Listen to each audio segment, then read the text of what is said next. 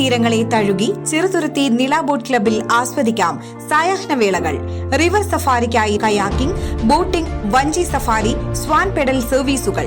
രുചി വൈവിധ്യങ്ങളുമായി വിപുലമായ family restaurant സൗകര്യം.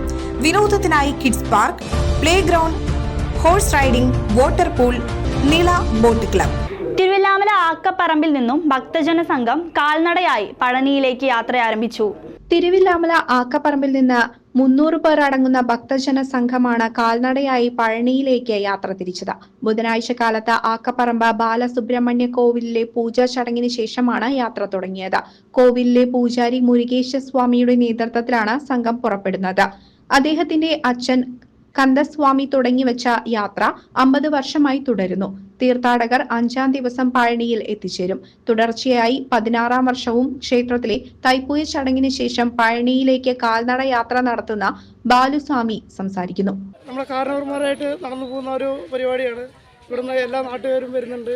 ഈ ചുറ്റുവട്ടത്തുള്ള ആൾക്കാർ കംപ്ലീറ്റ് ഉണ്ട്.